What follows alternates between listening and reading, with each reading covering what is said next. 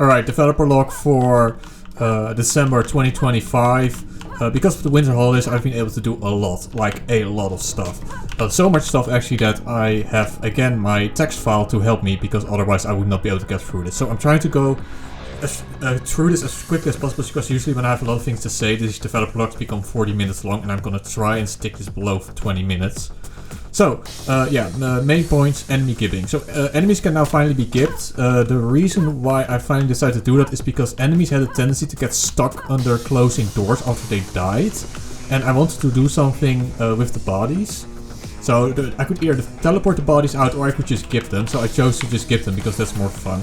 So, when an enemy gets stuck in something or it gets stuck in the wall, the game basically can detect that. And then it will automatically gib the enemy. So I made a whole bunch of generic Flash stuff. It doesn't look great, but it's better than what it was before. It's also based on like what it is. So a robot, he actually got pushed out, probably because of the lag spike. Yeah, that's because it spawns the particle effects, and unfortunately in the developer environment, the particle effects are not cached, so they have to compile the shaders beforehand. So let's do it again.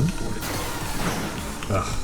It was still compiling shaders, very annoying. But yeah, as you can see, just generic robotic parts again. I'm not gonna make specific gib parts for every single enemy. It's just too much effort, and this works just fine. Now, since I've added gibbing anyway, I might as well also add gibbing to certain weapons. So if you hit weapons with like an explosive or certain other weapons, they will gib.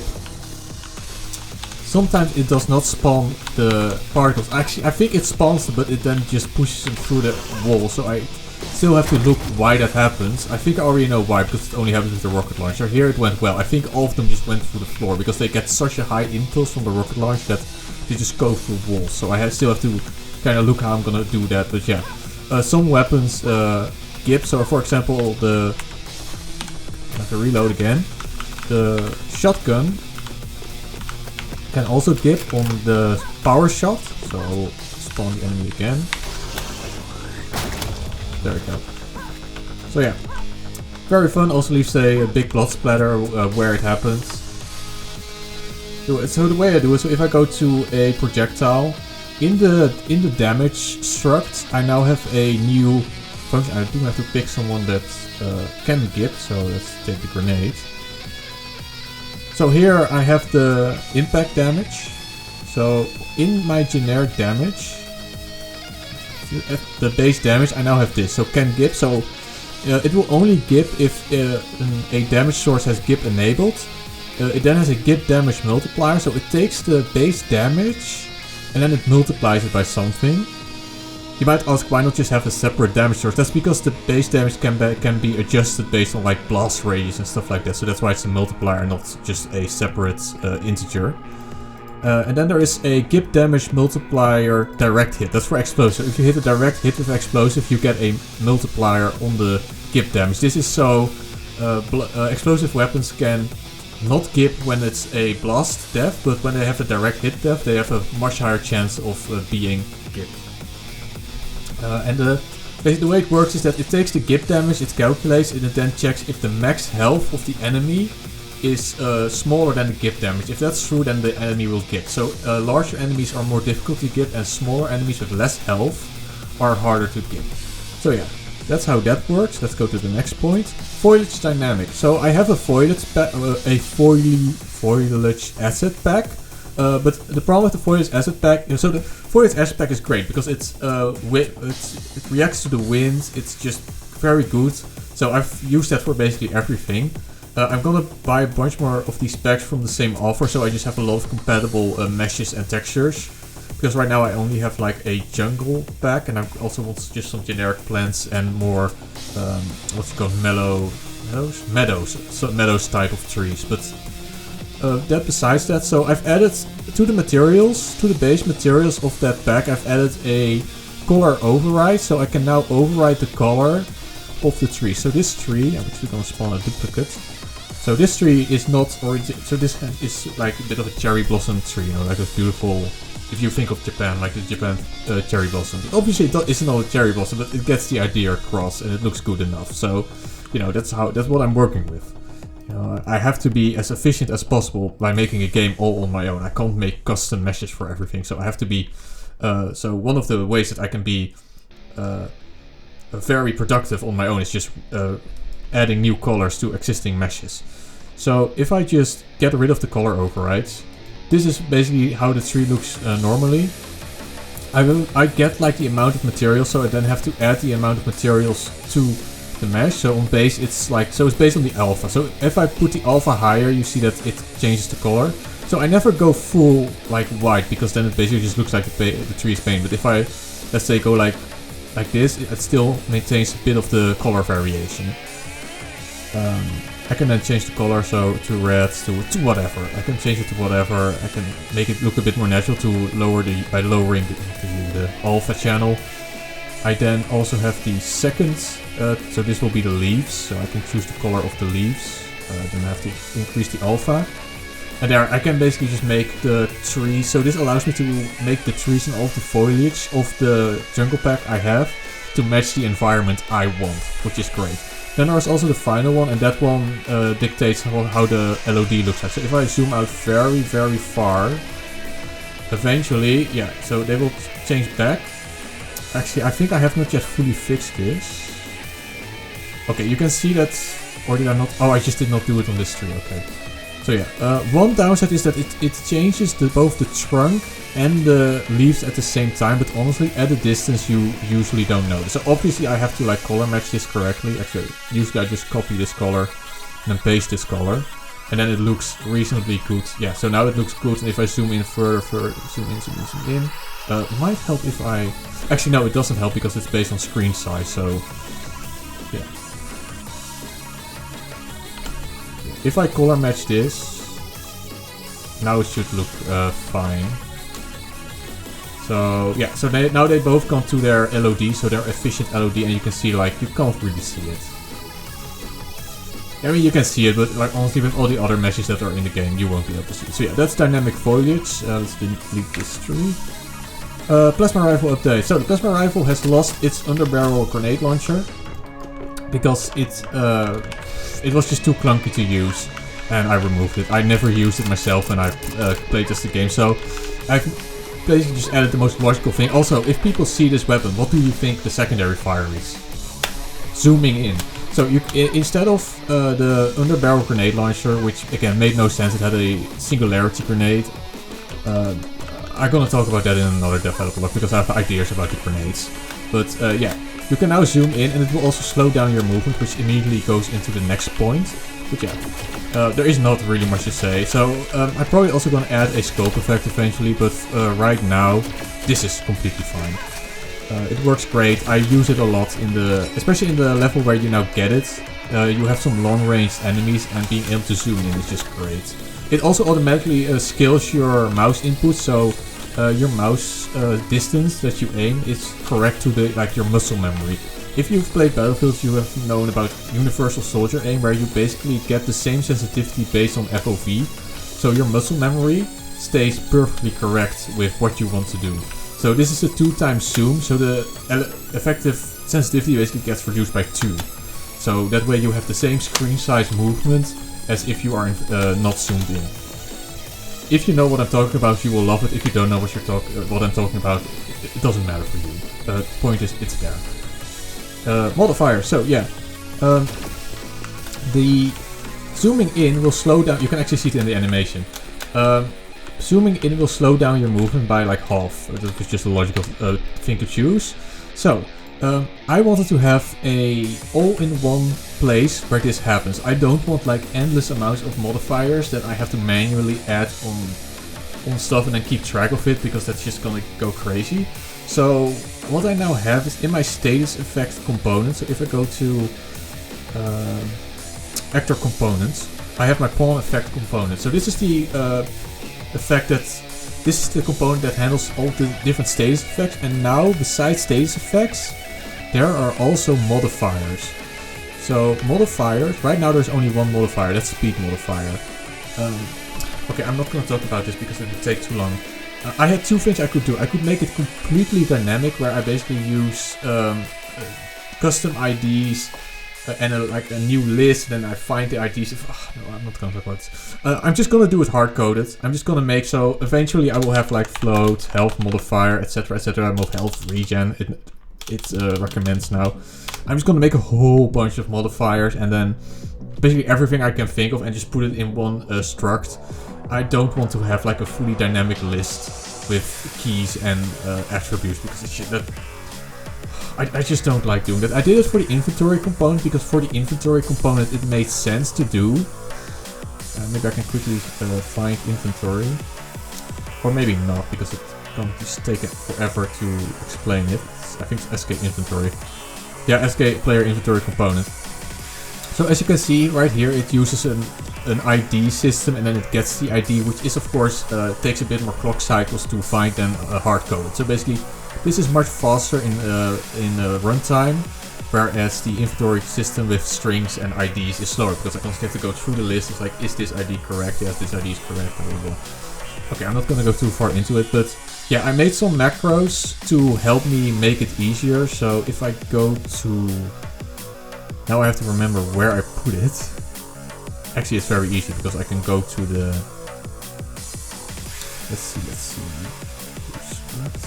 I must have put it in here, right?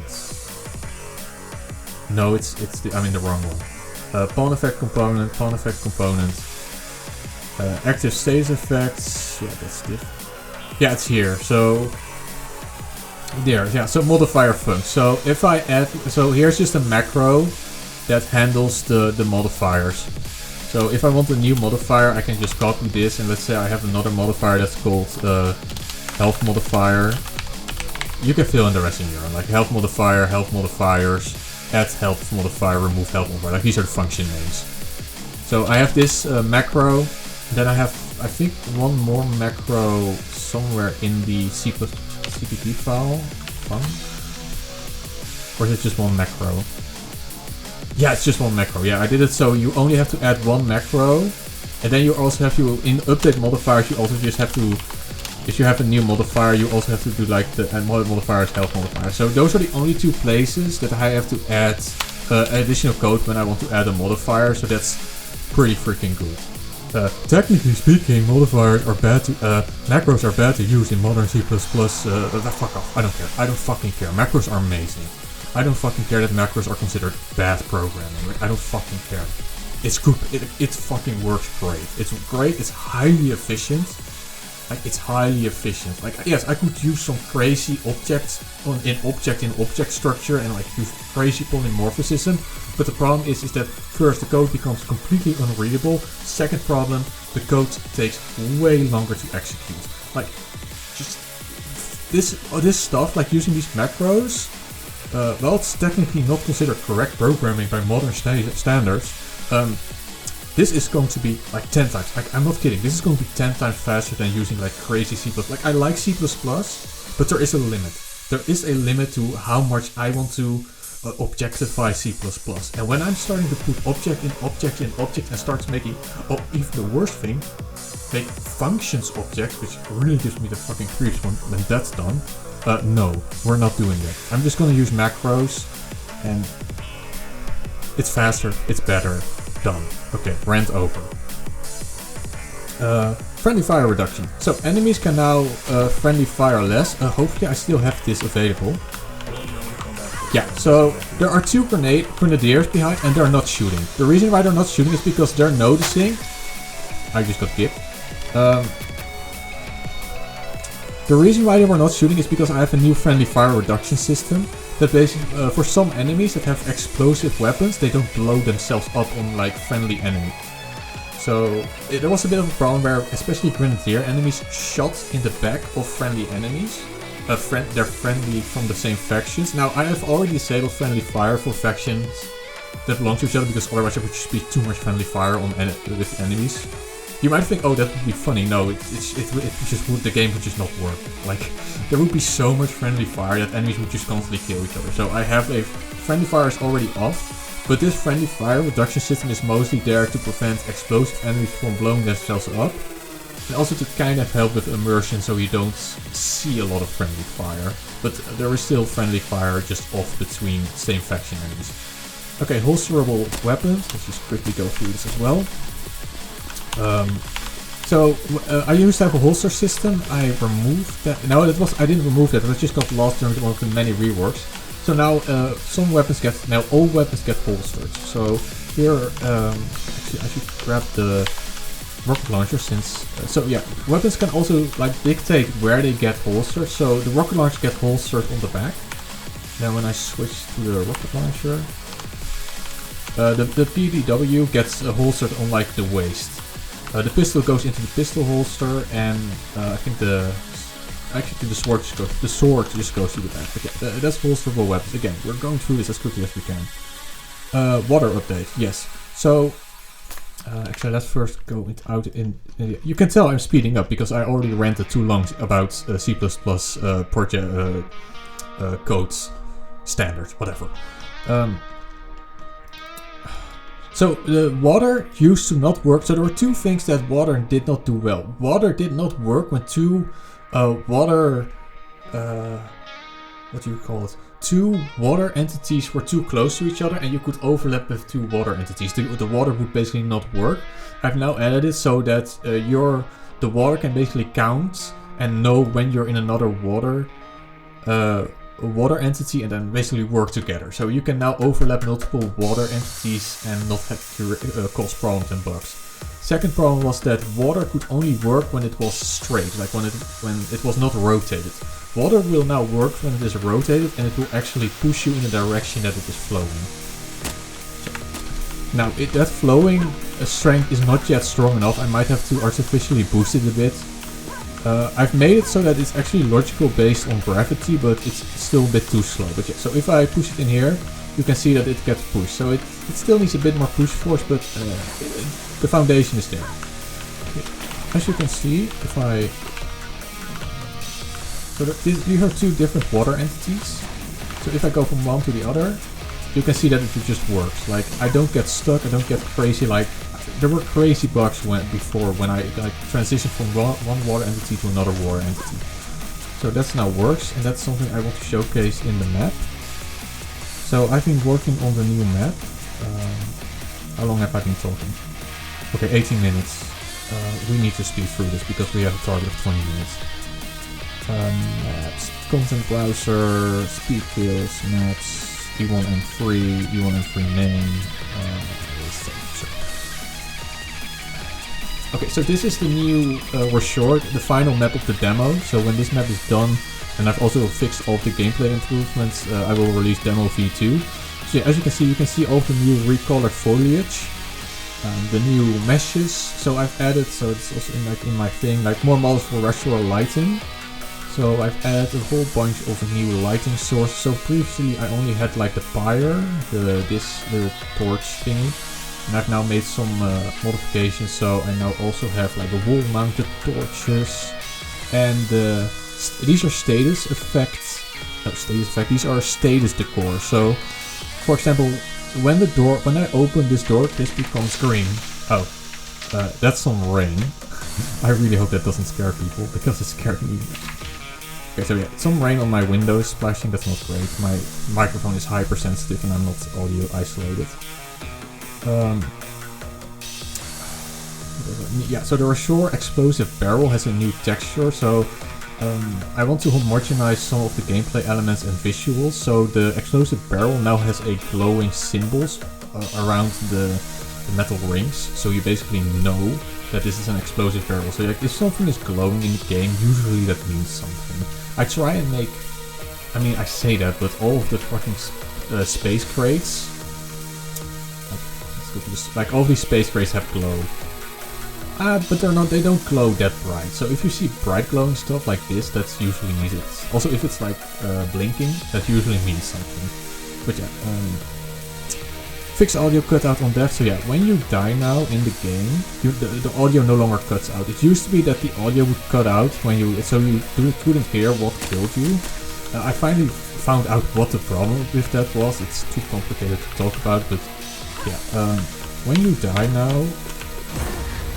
So previously that explosion effect would just cut out, you would not hear the explosion effect, which means if you just died to an explosion you would not hear the explosion that killed you, but that is now fixed. What's the final? Oh yeah, particle effect optimization. Final thing I want to talk about. Back to my menu. Oh, I actually don't want to do that because I had not yet loaded the main menu, so that's gonna lag. But it loaded pretty quickly actually. Again, all of the like low performance and like stutters, that's just like in the developer environment. In the actual compiled package games, that stutter and slow performance doesn't happen. I really wish you could make it. Maybe you can, but maybe I really wish you could cache models and particle effects in the editor, so the editor would not lag every time the first time you open like levels or a particle effects play. It's really annoying. But yeah, particle effects optimization. I've optimized a whole bunch of particle effects. For example, the weapon pickups were actually lagging the game pretty bad. So the thing that now does is that first of all, the ribbon texture for the pointy thing, that's now way less meshes. I think it went down from like 12 or something, or 15 down to 3 or 4. A lot better. And also the amount of rotating particles is like halved, and not only that, the further you get away from it, it now scales the amount of particles it spawns. So I don't know when. Okay, yeah, I already see it lowering, and then when I really zoom out, the rotating particles actually stop. So if I go to G, the rotating particles have stopped and they only show the beams, and then when you get closer, the rotating particles started.